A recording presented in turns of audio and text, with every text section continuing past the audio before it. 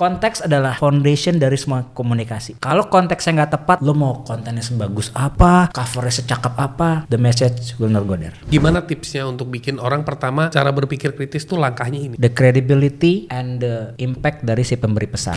Emang kalau gue nggak melakukan ini, what's the consequence for me? Panggung itu adalah simulasi kehidupan yang mendekati. Cari muka sama cari perhatian, menurut gue tipis-tipis. Apalagi di dunia penuh tipu-tipu ini. Sosmed itu kan sebuah media yang sebenarnya kita pertanyakan kredibilitasnya. Jangan mentang-mentang lo udah tampil di sosmed terus lo menganggap diri lo adalah bintang. No, iya. you are just pemeran. Lo harus bertanggung jawab dengan apa yang lo perlihatkan ke audience.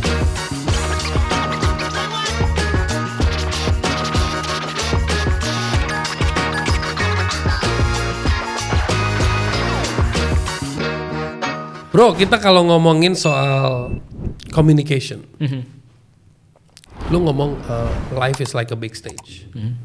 So everything is about showtime, everything is about showbiz, right?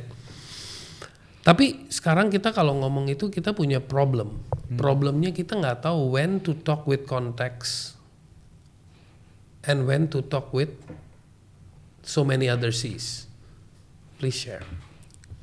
Buat gue nomor satu dasar semuanya adalah konteks. Contoh, lo liat sosial media, kalau apa ada orang yang komen-komennya ajaib-ajaib karena menurut gue tuh nggak paham konteksnya. Nggak paham konteksnya. Kita di Showtime kita punya 3C hukumnya kalau lo mau communication terutama public ke orang. Konteks, konten, dan cover. Oke. Konteks adalah the foundation dari semua komunikasi. Kalau konteksnya nggak tepat, lo mau kontennya sebagus apa, covernya secakap apa, the message will not go there. Iya. Paling gampang gini, botol air mineral lo, kenapa harganya beda di mart, sama di airport, sama di rumah sakit? Iya. Kenapa lo rela akan bayar 1 juta pas lo kehausan di padang pasir? Iya. Karena konteks. Konteks. Nah jadi menurut gua dari semua C itu paling penting itu konteks. Lo bisa aja cuman pakai cerita kayak tadi lo bilang, theater of mind. Cuma pakai kata-kata, cuma pakai some gestures with your hands. Tapi kalau konteks lo tepat, you can move people. Dan sebaliknya lo bisa punya alat-alat yang paling canggih sekalipun all the media, visual, everything.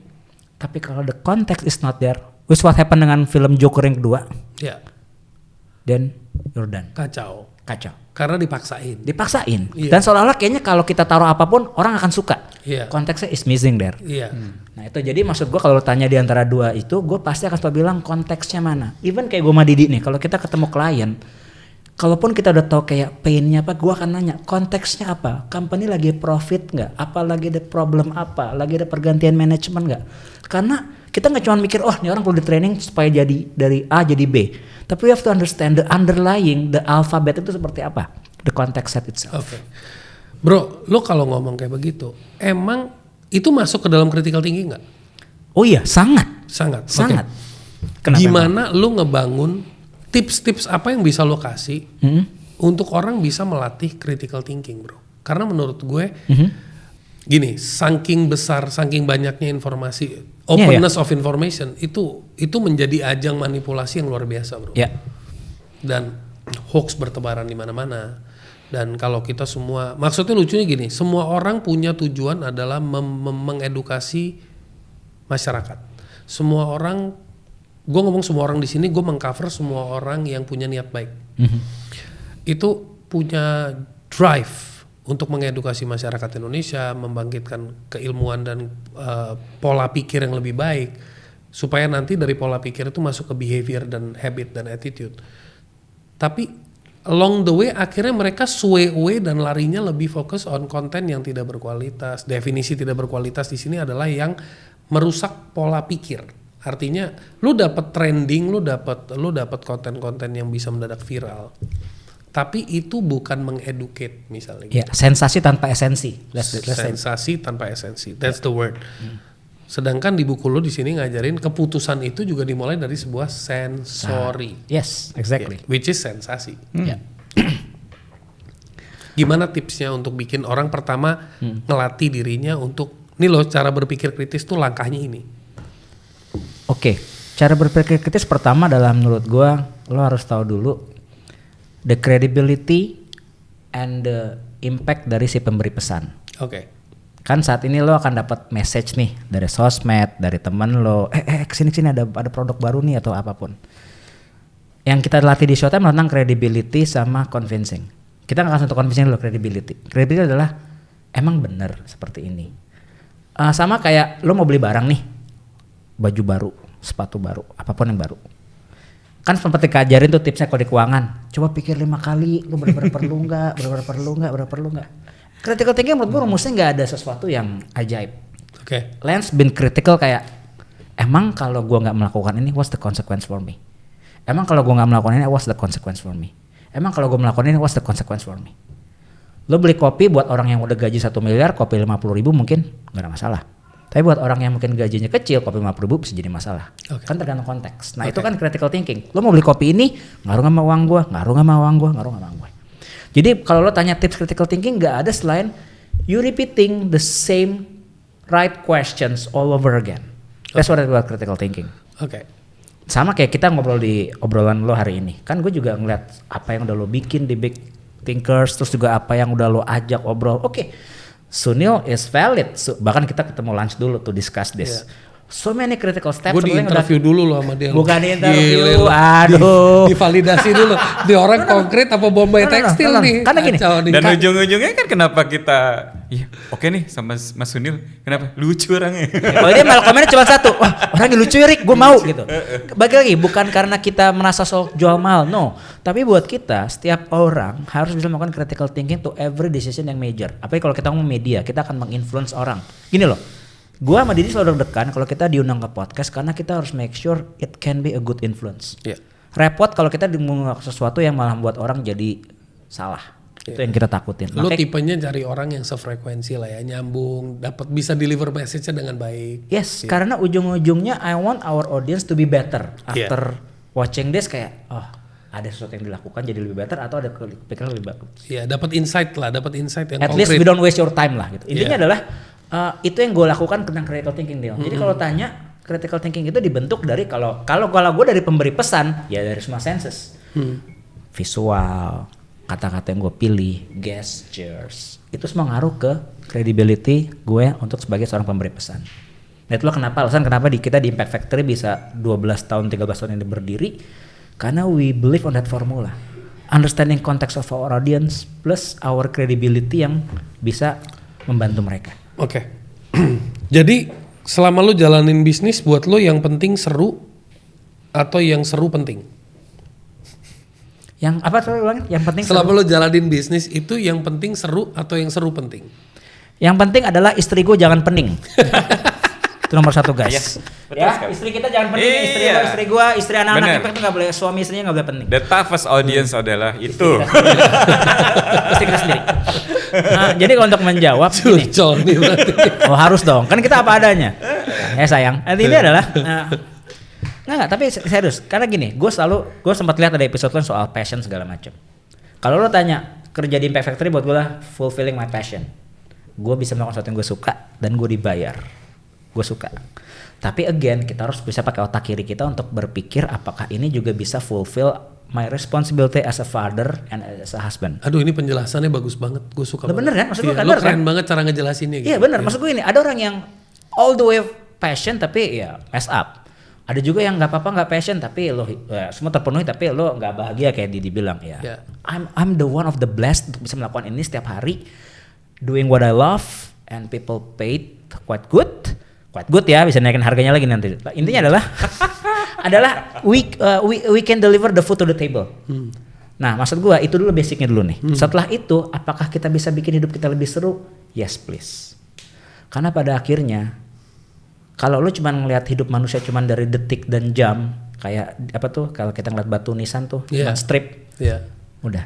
Tapi lu harus ngeliat tuh kayak tadi lah jatuh bangun the story-nya. Even kayak story kita ditolak klien pun buat gue tuh story anjir si klien tuh nolak lagi kenapa ya? Ada serunya dibanding kayak lo terus di program lo di achieve mulu juga kagak asik kali. Kita deal mulu nih. So that's the answering questions.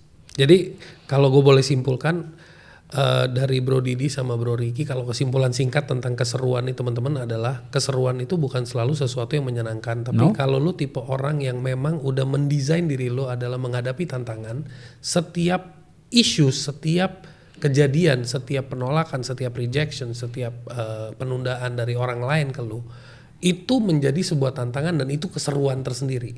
Jadi kalau kita punya perspektif untuk go for it, find the way out, go for it, itu akan memiliki drive dan kenikmatan tersendiri, ya kan? Ya.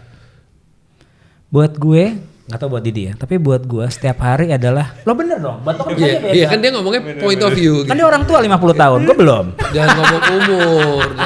Nggak apa-apa. Apa-apa. It's okay, maaf ya.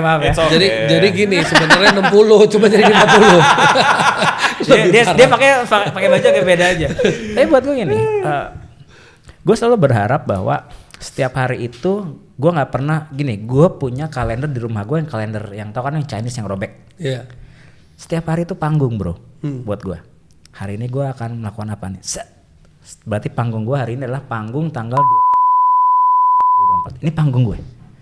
Nah, gue nggak pernah ngeliat tuh sebagai satu kesatuan November 30 hari. No. Let's do that. Every day is a stage for me. Itu yang gue lihat setiap hari. Makanya kenapa boleh dibilang hidup gue bisa gue nikmati sebagai sebuah keseruan, karena hari ini Tuhan tuh bakal kasih gue apa ya? Ketemu lo hari ini gue bersyukur, tapi besok belum tentu, bisa aja besok nyata masalah gitu kan? Iya. We'll never know. Tapi at least gue tahu bahwa panggung itu disediakan buat gue tampilkan yang terbaik dari diri gue. Makanya gue suka banget dengan statementnya Didi. Kalau lo nggak siap manggung, kalau lo cuma nanggung, ya jangan manggung. Yeah. Kalau mau manggung, jangan apa Di? Nanggung. Jangan nanggung. Nanti jadi gantung.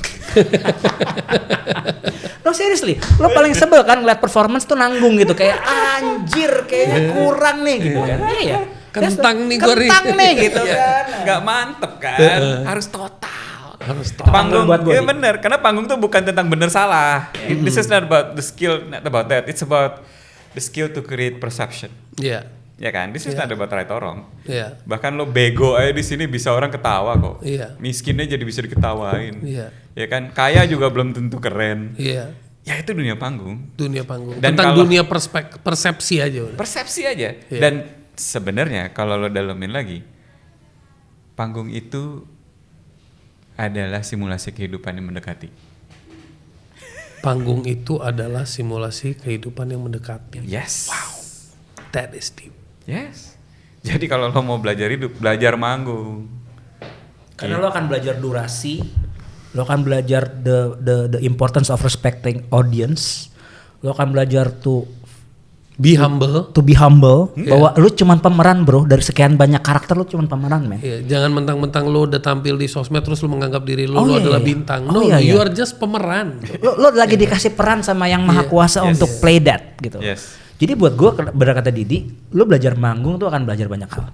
Makanya gue selalu kenapa di buku ini gue mengencourage orang-orang supaya yuk belajar buat public speaking, belajar buat presentation skill. Terlepas lo seorang sales atau bukan, karena itu akan membentuk lo jadi karakter yang berbeda. Oke, kita bahas. Kenapa lo harus belajar manggung? Lo akan banyak belajar apa? Belajar hidup. Oke. Di-elaborate. Oke, lo belajar hidup untuk bisa merasa hidup pada saat lo hidup. Artinya adalah lo ketawa bener-bener ketawa. Lo makan bener-bener nikmat, enak, bener-bener mengiyakan apa yang udah orang-orang bilang tentang restoran itu, makanya bintang 5 itu beneran berasa. Bener nggak itu? Emang itu rasa yang lo rasain, bukan karena orang-orang bilang, "Oh, itu enak." Bukan karena FOMO ya, bukan tapi karena memang you actually enjoy it. Ya, kalau emang gak enak menurut lo, ya udah. Nah, itu sebenarnya manggung sih. Jadi jujur kalau buat gue pribadi, karena gue ngerti konsep panggung, akhirnya gue jadi ngerti soal hidup. Tadinya gue mikir, kan gue anak tunggal ya. Anak tunggal tuh kadang suka susah ngerti hidup karena di keluarga kan gak ada pembanding ya kan, gak ada kakak, gak ada adik. Jadi lu bingung pada saat kehidupan yang realnya gitu. Jadi pada saat gue belajar manggung, entah kenapa gue ada di perspektif yang berbeda sama orang-orang kan, karena lu ada di atas panggung, ngeliat ke bawah, ngeliat penonton. Dan yang jadi ribet adalah lu harus bertanggung jawab dengan apa yang lo perlihatkan ke audience. This is not about lo doang ke lo, tapi ini tentang lo memberikan sesuatu yang terbaik ke orang. Oke. Itu responsible-nya ada, tapi orang juga nggak mau kalau lo jadi tukang tipu. Maunya kan otentik itu, ya kan? Kalau kita ngomong sama Slamet Raharjo aja, bahkan beliau ngomong, Jadi aktor atau aktris tuh nggak cukup berakting, tapi lo harus menjadi be one with the character. Iya. Be united. Iya, makanya lo bisa lihat Jokernya Heath Ledger sama Jokernya yang sekarang itu kan berbeda. Ya kan? Karena apa? Bukan karena Jokernya, tapi karena the man behind yang playing the Joker, it's putting their authenticity to the character. Iya. Ya kan? Jadi kembali lagi the moral is at the end of the day lu harus bisa menjadi otentik di setiap peranan lu ya. If you are a leader, be authentically leader. Betul. If you are a staff, be authentically staff. If you are a professional, be authentic. Betul. Karena manusia nggak pengen dealing sama tukang tipu. Apalagi di dunia penuh tipu-tipu ini. Sosmed itu kan sebuah media yang sebenarnya kita pertanyakan kredibilitasnya. Karena kita akan pasti akan kasih momen terbaik kita, termasuk gue akan kasih momen terbaik gue kan gak mau kasih tau semua kegagalan gue di sosmed dong. Iya. Tapi ya mau gimana orang saat ini yang kita nggak punya pilihan selain sosmed, ya kita gunakan aja kan gitu. Iya benar. Pilihannya kalau nggak sosmed, medsos. Itu doang. Bener. Kunci rahasianya kan the secret of success ya. Tapi gue mau tambahin note ya, kayak Salma Traharjo bilang soal kenapa menjadi. Lo tau kan istilah casting, kalau bisa nonton sebuah film, kan ada istilah tuh casting kan. Lo tau istilah kata casting kan? Nggak tahu istilahnya. In English. I know cast means I'm casting you, I lagi menguji you, like I'm casting you for a performer, for a performance. Casting tuh sebenarnya kalau secara definisi yang gue tahu, yang gue belajar adalah itu tentang membuang jauh-jauh yang lain. Jadi saat Joaquin Phoenix menjadi Joker ataupun Heath Ledger jadi Joker, dia harus membuang jauh-jauh yang lain dan jadi Joker sendiri. Nah sama saat lo lagi dalam because you are casting out, cast away. Lo terbuang, lo terpisah. I'm casting you artinya I'm taking you out from your normal life. Be the role. Nah, that's why kenapa leader di korporasi susah, karena dia nggak tahu kapan dia mengcasting dirinya menjadi leader atau menjadi seorang teman pada saat dia harus berhadapan anak buahnya. That's the problem yang gue perhatiin. Pakai pangkat, pakai peringkat. Sebenarnya anak-anak buah pengen denger adalah lu benar-benar peduli sama gue nggak sih? Atau lu cuma peduli sama KPI lo dan bonus tahunan lo? As simple as that. Anak buah mau fight kalau dia tahu bahwa yang diperjuangkan itu adalah ujung-ujungnya buat mereka juga. Itu yang gue belajar dari banyak leaders, dari pengalaman gue 10 tahun jadi konsultan dan jadi HR. Kalau anak buah tidak merasakan bahwa lu fight buat gue juga, ya lu cuma nunggu bonus tahunan lo, tiba-tiba lo abis lo berlibur ke Malibu atau ke Bahama, ya buat apa? Gue percaya sama lo. Ya udah seperti itu. That's the challenge of a leader. Makanya kenapa di Showtime yang kalau kita latih ke para leader, mereka harus bisa jadi vulnerable, yang otentik. Bukan vulnerable yang tiba-tiba harus jadi nangis. No, but about kasih tahu apa yang meresahkan lo as a person, bukan as a CEO. Kasih tahu apa yang membuat lo bahagia dari tim lo. Pada saat itu bukan hanya sebagai ngelihat performance company naik. Itu yang anak buah pengen lihat. Lo as a person yang otentik. Instead of lo punya title yang apa ya, yang keren-keren seperti itu. Iya, gue jadi kepikiran di Indonesia tuh ada profesi yang namanya pembawa map. Iya. Pembawa map ya. Ada profesi. Mana bawa map. Ini profesi yang dimunculkan khusus untuk supaya orang ngerti bahwa yang mempekerjakan pembawa map inilah bosnya. Kemanapun orang ini pergi, wah ada pejabat, wah ada bos. Dari mana tahu? Sampingnya ada orang pakai baju safari bawa map. Sama ada tuh kalau di jalan tuh ada yang bak. Nah itu kita tahu, wah pejabat mau lewat ya kan. Ya itu bos siapa? Kagak tahu. Pokoknya bak gitu kan. Ngeselin kan. Benar. Itu is small symbols that creates a perception. Nah itu dia, simbolisme itu memang dibuat untuk membuat jarak. Tapi yang orang pengen adalah supaya jarak itu nggak ada, dalam mereka kata gue jadi terus lu tuh jangan bikin jarak yang jauh, dekatkan gitu. Iya, betul. Be connected, sebenarnya kuncinya connected. And connected can be the right context. Iya, connected bukan berarti lo deket, connected artinya lo nyambung. Iya, betul. Nyambung, engage, ngobrol, connect. Gitu dulu kan. Kalau telepon zaman dulu tuh kalau diangkat kalau lama nggak bunyi tuh kalau salah nyambung tuh suaranya tuh. Iya kan? Iya. Tut. Lagi bicara lagi gitu. Kalau sekarang itu isunya ya. Ya udah gitu gini. dia belum bayar. Zaman dulu ya guys, sekarang lo enak udah ada handphone. Zaman dulu kita ada namanya gatekeeper, kalau nelpon cewek tuh namanya bapak atau ibunya. Betul. Pak boleh bicara dengan ini siapa gitu. Lo udah belajar yang namanya menegosiasi. Betul. Atau lo belajar namanya influencing skill dari zaman dari suara. Oh ini temennya siapa? Mampus gak lo kalau yang ngangkat bukan dia. Kalau kata emak gue gini, ya semua juga temennya, bukan musuhnya. Nah tapi poin gue adalah that's how important influencing skill and how important the context itu menurut gue jadi penting banget sih. Yang menurut gue para leaders belajar. Bener. Intinya adalah keren kalau seorang leaders bisa jadi seorang pemanggung, bisa memanggungkan dirinya yang paling keren dari dirinya. Ya kalau bahasa agamanya fitrohnya ditongolin gitu, otentiknya ditongolin. Beda antara citra dan pencitraan ya. Iya. Kita pernah ada case satu leader yang ditakutin banget sama anak buahnya. Karena dia juga tipe yang tenggo, pulang. Tapi pas ketahuan bahwa ada story masa kecilnya bahwa ternyata bokapnya seorang pemabuk. Jadi dia takut kalau misalnya dia mengulangi kesalahan yang sama keluarga yang dia sekarang. Dia mau jadi ayah yang on time. Nah begitu anak kan cerita itu nggak pernah kesebar sampai sesi sama kita. Jadi begitu anak buah tahu langsung the framing, the perspective jadi ngeliatnya beda. Oh kalau dia on time justru karena dia menghargai waktu dia sama keluarga dan dia juga memberikan kepercayaan sama kita. Tapi kan masalahnya nggak semua leader mengkomunikasikan dengan baik. Nggak bisa. Apalagi dengan title segala macam. Bahkan bukan lagi mengkomunikasikan, kepikiran untuk mengkomunikasikan juga nggak. Kan gengsi. Ngapain gue mesti ceritain sama lo? Banyak mindset kayak gitu kan. Nah lu bayangkan cerita-cerita itu begitu hidden di banyak perusahaan di antara anak buah dan atasan. Tapi tidak pernah terjadi karena komunikasi, karena menganggap bahwa panggung pas lagi presentasi aja. Oh enggak, even pas lo lagi ngumpul sama anak buah lo itu adalah panggung lo sebagai leader untuk ngebangun trust mereka sama lo. Dari story lo, gak usah pakai story motivasi ala A ala B, story lo sendiri. Kadang-kadang saat kita bertukar story kayak gue denger cerita lo, kita jadi makin kenal dan jadi makin interest sama orang itu. Ternyata Mas Sunil manusia goa. Goanya goa wilayah apa goa apa nih? Lu mesti jelas dulu. Ada satu wilayah namanya goa juga. Habis tadi dia ngomong. Anyway, jadi kalau gue pikir di buku ini juga tertulis satu kalimat yang menurut gue triggering gue juga ya. Jadi ternyata bukan hanya di hidup, di rumah, di mana-mana, tapi khususnya di kantor. Karena kantor itu kayak second home ya, tempat kita kerja ya. Dan lu terserah lu mau pakai, dan di kantor tuh kan ada yang orang ngomong cari muka which is a common ground ya, common words yang dipakai.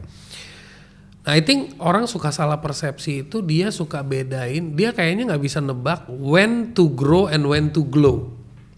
Wih keren nih, mantap nih. Gue suka, lucu loh bang orang. Kita kayaknya tukeran ini ya. Itu ada di buku kita anjir. Loh memang gue ngomongin di sini. Makanya dia nggak baca buku. Enggak. Makanya gue bilang keren nih, kan dia baca buku kita. Nah, terus menarik. Grow and glow terus. Jadi gimana? Lu bisa jelasin nggak when to glow and when to grow? And actually karena kita melihat setiap kejadian atau setiap event dalam hidup kita sebagai panggung, kita harus tahu panggung ini untuk kita glowing atau panggung ini adalah tempat kita growing. Ya, gue setuju. Jadi gini, ada panggung-panggung yang gagal, ya dong, sales yang gagal, preview lo jelek, itu adalah saat lo grow, karena lo nggak mungkin grow dalam kenyamanan. Disitulah ada lo akan ngambil, oke, ini panggung, si panggung ngepet ini untuk bikin gue grow. Ada panggung-panggung dimana lo berhasil. Nah tapi lo harus ingat humble. Lo harus ingat bahwa ini semua karena terjadi karena juga lo nggak sendirian, pasti ada tim lo, pasti ada orang lain. Penting untuk kita bisa melihat dua-duanya itu elemen dalam hidup. Grow, lo menikmati kegagalan lo bisa menikmati kopi paling pahit, dan glow, lo bisa menikmati yang paling manis tanpa lo lupa. Jadi buat gue apapun yang terjadi oleh teman-teman, selalu ngeliat apakah ini sebuah kesempatan gue grow atau kesempatan buat gue glow. Kalau grow, nikmati grownya, what you can do to make it better. Kalau glow, again, pakai kesempatan ini buat apresiasi orang lain. Dan kalau ditanya, cari muka, that's good. Gue suka banget lo tadi bawa itu. Cari muka buat gue adalah suatu sebuah statement negatif tentang orang yang pengen kelihatan. Buat gue nggak ada salahnya orang pengen kelihatan selama dia perform. Selama dia perform. Setuju. Betul. Dan selama dia tidak mengandalkan politik-politik busuk di kantor untuk kelihatan. Cari perhatian sama kan? Iya, gini, cari muka sama cari perhatian menurut gue tipis-tipis. Tipis-tipis. Kalau cari perhatian ke cewek, kalau cari perhatian betul. Cari muka ke bos, cari perhatian ke cewek. Karena juga hati dan muka, ya kan? Kalau muka kan jadi ada ID card tuh muka. Kalau hati kan pasti ke cewek atau ke cowok pasangan. Tapi intinya adalah gue suka sama kata-kata sahabat kami, mentor gue Pak Dudi Arisandi, CPO Tiket.com. Dia bilang dalam hidup tuh di kantor korporasi, dia tuh mulai dari bawah banget, sekarang jadi CPO-nya Tiket.com, Chief of People Officer. Orang harus pinter, perform di job. Itu minimum banget deh, lo achieve your KPI. Kedua, pinter-pinter, lo punya namanya wisdom dalam dunia kerja. Tahu kapan membawa diri, tahu kapan being act yang profesional. Yang ketiga, kelihatan. Percuma kalau lo dua ini tapi lo nggak kelihatan. Jadi ya 3 hal itu menurut gue yang gue pegang. Kenapa cari muka itu nggak ada yang salah selama lo perform. Keren. Oke, now I need. Gue nih. Now siap-siap lo mau dibantai lo sama dia. Gue udah ya, dadah. Ya mana-mana lo. Kayak zaman sekolah dulu selesai ujian gue dulu. Oke. Gue ngelihat the combination of. Gue ngelihat Bro Didi sama Bro Ricky ini keren. Jadi one is more wisdom based, one is more technical, and gue minta each of you, starting from Didi, to give 3 to 5 tips for anyone who's watching that will help them grow in their life, in their relationship, in their business. Waduh. Relationship loh. Ini cerita di soal relationship itu bagus banget loh untuk jadi inspirasi cinta. Dia ngajar istrinya tuh belasan tahun, men. Proven lah. Silakan. Orang-orang bilang ini itu either keren atau tolol ya. Ini ngajar cewek yang sama 12 tahun sampai jadi istrinya sekarang, guys. Ngerjain belasan tahun tapi nggak dapet. Betul. Dapat itu keren. Sama kalau orang kaya ngomong apa aja ya kasih jadi wisdom. Bener. Waktu itu kalaupun nggak dapat pun juga udah. Yang penting gue dapat sesuatu. Asik gitu kan. Dapat apa? Hah? Dapat apa emang? Wisdom. Oh. Lagi jadi buku ini. Oke, kalau dari gue adalah gini. Pertama, you have to show up. Yang ketiga, lo harus. Baru pertama kan. Udah bro. Yang kedua. Yang pertama lo harus show up. Yang kedua lo harus show time. Yang ketiga lo harus show me. Yang keempat dan kelimanya you repeat. Yes. Show up, show time, show me. Habis itu repeat. Bisa dijelasin yang bagian ketiga? Yang ketiga itu show me, don't forget to evaluate and contemplate. Don't forget to evaluate and contemplate. Jangan lupa untuk kita selalu mengevaluasi diri, berkontemplasi. Betul. Terhadap apa aja yang sudah kita lakukan dalam keseharian kita. Benar, karena for your show time to become better, you need to do that. Karena apa? Karena bisa jadi, makanya ada orang bilang, it's time for the next stage. Oke. Kan? Karena pasti dihadirkan tuh stage yang membutuhkan lo untuk prepare lebih, ngalamin lebih. Makanya dia bilang kalau lagi dapat ujian tuh kayak naik kelas kesannya. Makanya kalau di kita tuh kan gini, kalau mentor gue bilang gini, kalau ada yang datang ke lo lo tentuin ini ujian, apa ini cobaan, apa ini halangan, karena ini menentukan katanya gitu. Gue suka tuh ujian, cobaan dan halangan tuh 3 hal yang berbeda, nggak bisa disamakan. Kalau ujian berarti lo harus belajar, ya kan? Yeah. Kalau cobaan lo mesti cobain. Yeah. Kalau halangan lo mesti hindarin. Iya. Itu yang mesti lo tentukan di awal, and that's a skill. Iya. Ya udah teman-teman, yang tadi yang nomor 1, 2 boleh lo anggap enteng ya. Yang nomor 3-nya yang penting ya. Ya show me dulu. Show me so I can show up and show time. Betul, karena nanti pada dasarnya setelah lo udah repeat cycle-nya, show me itu di awal. Iya. Baru itu habis itu show up, habis itu baru show time. Show up it's about decision. Yes. That's the apa namanya, the silver lining between leaders and the performers. Yeah. The first mission that they have to do is decide. Banyak orang presentasi. Kenapa lo presentasi? Disuruh bos gua. tapi sendirinya tidak memutuskan kan. Iya. Kenapa lo ngedit disuruh? Selesai. Itu buat gue sih selesai. Wah, selesai lo.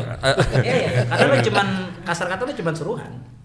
Iya, jadi lo tidak akan menggunakan apa yang terbaik dari diri lo karena itu lo disuruh.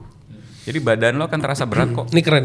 Jadi buat lo Ram, lo pulang ntar lo sampai rumah ya Ram. Ini orangnya gini profilnya. Lo ntar berkontemplasi. Gue tuh mau jadi pesuruh atau mau jadi pemain. Karena pemain punya panggung untuk perform. Kalau pesuruh disuruh-suruh. Yes. Nah itu yang perlu lo ituin. Yeah. Pesuruh bisa perform tapi disuruh. Jadi performance-nya belum tentu all out. Mungkin nambahin ini, mungkin konteks suratnya buat gini loh. Lo kan ngeliat kan ada orang yang di panggung atau kayak di stage kayak aduh gue kayak anak-anak lah gitu disuruh manggung kan ada yang nangis segala macem. Karena bukan feel-nya mereka untuk tampil. Sama kayak di kantor, aduh saya nggak bisa presentasi, kamu yang wakilin saya. Terus dia mewakilkan, kelihatan banget bahwa saya cuman disuruh sama Pak CEO untuk hadir. Beda kalau kayak I want to fucking close this deal and I'll be there. Yes. Kayak kalau sholat, kalau mau ibadah, yang pertama kali diucapkan kan niat. Ya kan? Kalau di niat aja tuh udah susah, makanya gue bilang mari kalau lo nggak mau manggung ya nggak usah manggung. Decision, right? Asal katanya adalah dekadre untuk memutus dan memotong, bukan untuk menyelesaikan masalah, bro. Iya betul. Tapi untuk bisa move on to another stage. Yes. Move on aja. From thinking to doing. Yes. Ya kan? Yes. Sip. Jadi itu jadinya. Dari lo bro? Gue sih kalau melihat fenomena informasi segala macam, dan I think one of the most challenging part untuk orang bisa maju gue lihat adalah it's so easy to compare dan kita langsung merasa depresi dengan apa yang achievement orang lain menurut gue. Kita punya banyak teman-teman hebat banget to be honest. Kita berdua kalau jumlah follower cuma berapa 5.000 gitu ya. Dengan orang-orang yang ratusan K gitu kan. Tapi 3.000-nya dia, 2.000 gua. Tapi poin gue gini. Please put your focus on completing instead of comparing. Iya. Suka. Please be, kalau ada orang yang lebih keren, gue ngeliat Sunil udah bikin podcast yang sekeren ini, udah ketemu orang-orang banyak. Jangan please don't be intimidated, but please be inspired. Yes. Jadi gue ada 2 poin tadi udah gue sampaikan. Busy on completing, stop comparing. Yeah. Fokus kalau ada orang keren, kesempatan sudah belajar. Gimana sih lo? Apa sih pertanyaan lo? To be inspired instead to be intimidated. Dan terakhir, gue boleh pakai kata kasar ya, tapi karena seberapa pentingnya kata-kata ini. I learned this philosophy from Kobe Bryant, the late great Kobe Bryant. Karena dia selalu bilang bahwa I want to gue pengen lihat lapangan tuh with the empty tank. Yeah. Gue pengen kalau saya dia cedera, dia sedih banget karena bayangin ada orang yang jauh-jauh datang beli tiket $100 pesawat, terus nonton gue ke Lakers tapi gue lagi cedera nggak main. Yeah. Dia punya awarenessnya sampai ke situ. Dia sampai segitunya. Bukan untuk merasa body superstar nggak, tapi dia tahu bahwa every performance dia tuh ditunggu. Yeah. Menghargai. Nah, tips ketiga gue, treat your everyday like the fucking last day of your life. Amazing. Karena lo nggak pernah tahu siapa yang ada dan menonton lo hari itu. Yeah. You never know. Bisa aja cuma 1 atau 2 orang yang menonton, but those 2 people who watch you change because of you. Jadi 3 itu. Jangan pernah busy on completing. Lo mau ngapain hari ini? Complete. And stop comparing. Be inspired by great people, not be intimidated. And terakhir, treat every day is like your last game. Karena lo gak pernah tahu siapa yang akan lanjutin cerita lo pas lo udah gak ada lagi. Itu dari gue. Awesome. Karena every business is a show business. And every time is showtime. It's a showtime. And every moment, every day is your stage. Yes. So set your own stage. Yes. Okay. Take care, big Thank you, thinkers. guys. See you all. Thank you for so. Thank you, man. Thank you, Mas O'Neil. See you for everyone.